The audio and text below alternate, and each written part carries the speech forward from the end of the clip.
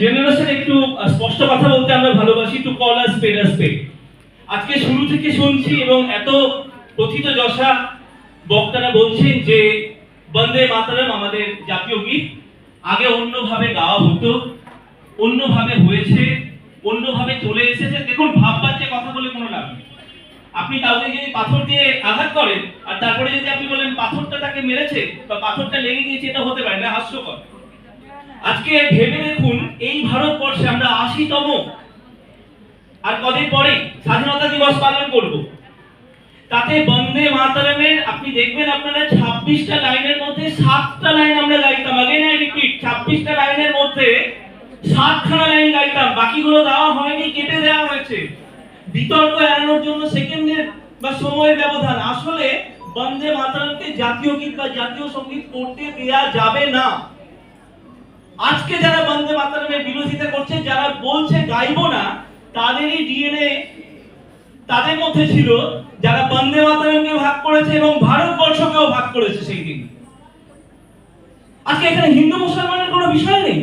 আজকে third battle of পানিপথে যখন মারাঠাদের সাথে আমার ভারতবর্ষের স্বাধীনতার জন্য লড়াই চলছে আহমদ শাহ আবদালির সাথে, তখন ইব্রাহিম খান গার্দি ভারতবর্ষকে রক্ষা করার জন্য প্রাণ দিয়ে দিয়েছেন।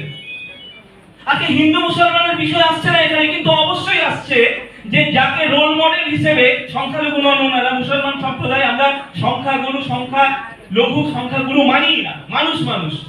কিন্তু মুসলমান সম্প্রদায়ের কাছে আইডল হিসেবে তাদেরকে দেখানো হয়েছে, তারা দেখিয়েছে। যারা বন্দে মাতরমকে ভেঙেছিল, যারা ভারতকে টুকরো করেছে, এর আগে সাহিত্যিক বললেন সত্যি তো 15ই আগস্ট আমাদের কাছে স্বাধীনতার দিন সেরকম যন্ত্রণার দিন। আপনার মাকে স্বাধীনতা দেওয়া হলো, 2 হাত কেটে দিয়ে আপনি সেটা মেনে নেবেন?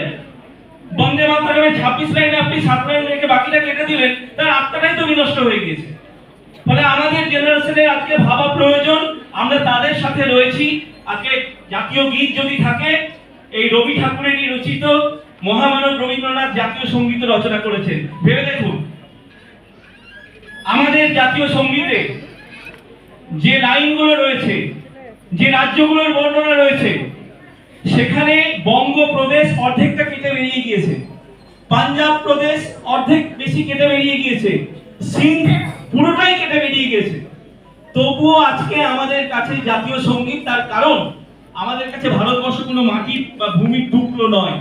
আমাদের কাছে আমরা সাংস্কৃতিক সমন্বয়ে বিশ্বাস করি। একসময় ভারতবর্ষে ছিলেন ওনারা, আজকেও আমাদের হৃদয়ে রয়েছেন। আমরা স্পষ্টভাবে বলি, কোনো কাঁটা তারের বেড়া কোনোদিন কোনো দুটো হৃদয়কে আলাদা করতে পারে না।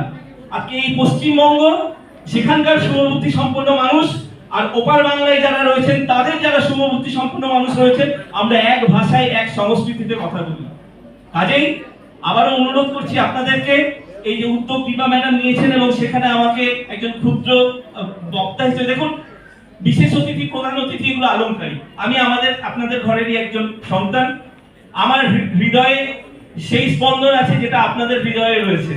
আজকে শরীর খারাপ, জ্বর, তারপরেও জ্বরের ওষুধ খেয়ে আসতে ইচ্ছে করে এত সুন্দর একটি অনুষ্ঠানে। এই জন্য, তার কারণ আমার আদর্শ সেই মানুষটা যিনি 103-104 ডিগ্রি সেলসিয়াস জ্বর নিয়ে এই এলগিন রোডের বাড়ি থেকে ওই বরফের ওপর পা দিয়ে হেঁটে তারপরে গিয়েছিলেন এবং তারপরে আগামী দিনে জার্মান এবং জাপান হয়ে আমার ভারতবর্ষের স্বাধীনতার জন্য চেষ্টা করেছেন নেতাজি সুভাষচন্দ্র বোস। আজকে আমরা সেই সংস্কৃতিতে বিলং করি। কাজেই আপনাদের সবার কাছে অনুরোধ, যেটা সত্যি সেটাকে সত্যি হিসেবে স্বীকার করতে হবে।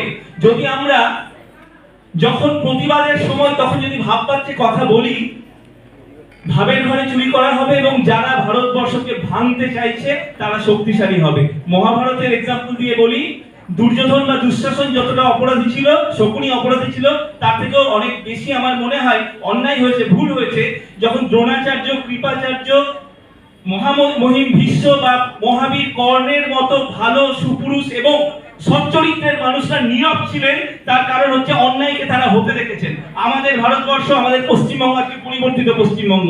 আমরা না অন্যায় করতে দেব, না অন্যায় সহ্য করব, এবং সেই অঙ্গীকার আমরা এখান থেকে করলাম। আপনারা সবাই আমাদের সাথে থাকুন, এই মঞ্চের সাথে থাকুন। আবারও বলছি, ইন্দো বাংলা তাকে কুর্নিশ জানে, তার কারণ একটি কাঁটা তারের বেড়া কোনোদিন দুটো সুস্থ সংস্কৃতিকে আলাদা করতে পারে না, এটাই আমাদের বিশ্বাস।